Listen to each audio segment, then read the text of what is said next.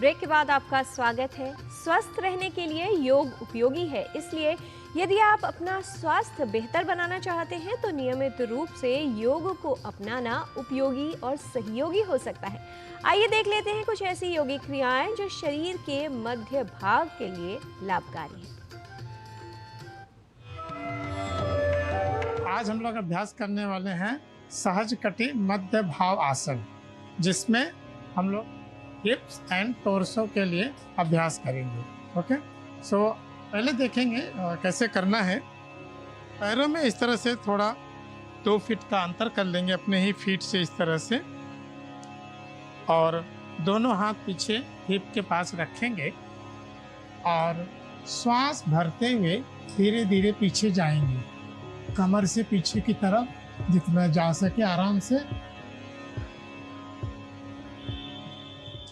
ऊपर की तरफ देखना है, इसलिए सर पीछे की तरफ जाना चाहिए और फिर सांस छोड़ते हुए वापस आ जाएंगे। और एक बार सांस भरते हुए पीछे की तरफ जाएंगे, कमर से पीछे झुकना है। आपका वजन हाथों पर, हथेलियों पर हो, हिप्स पर हो और ऊपर की तरफ देखते रहेंगे। सांस छोड़ते हुए फिर से पूर्व स्थिति में आ जाएंगे। अब ये दूसरा प्रकार देखेंगे। दूसरे प्रकार में पैरों में अंतर उतना ही रहेगा, 2 फीट का अपने ही फीट से। दोनों हाथ पीछे थाइस पर या कमर पर रख सकते हैं। अब पहले सांस भर लीजिए। अब सांस छोड़ते हुए कमर के बराबर सामने झुकेंगे, सांस छोड़ते हुए, और फिर धीरे से नीचे की तरफ देखेंगे। यहाँ कुछ क्षण रुकने के बाद फिर सांस भरते हुए वापस पूर्व स्थिति में आ जाएंगे। इसे 2 से 3 बार अभ्यास कर सकते हैं।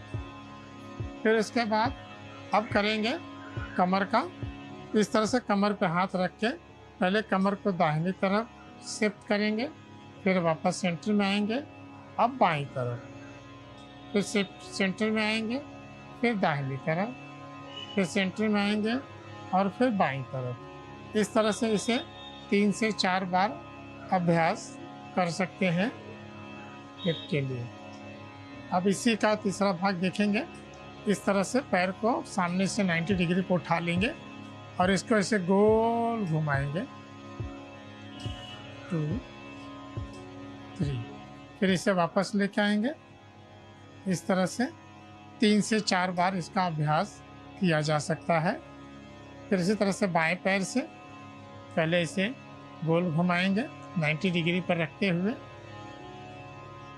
और फिर इसे धीरे से वापस उल्टी दिशा में। इस तरह से 3 से 4 बार इसका अभ्यास किया जा सकता है। सो आइए इसके बारे में कुछ और प्रैक्टिकल टिप्स जानते हैं योग गुरु डॉक्टर हंसा जी योगेंद्र से। नमस्कार। आजकल की जिंदगी ही ऐसी है कि हम एक जगह बैठकर कंप्यूटर के सामने काम करते रहते हैं, तो हमारी कमर का भाग हमेशा दबा रहता है। अंदर की पाचन एरिया भी काफ़ी डिस्टर्ब हो जाती है। इसलिए हर आधे घंटे अपनी जगह से उठना, थोड़ा सा चल के आ जाना, ये बहुत ज़रूरी है।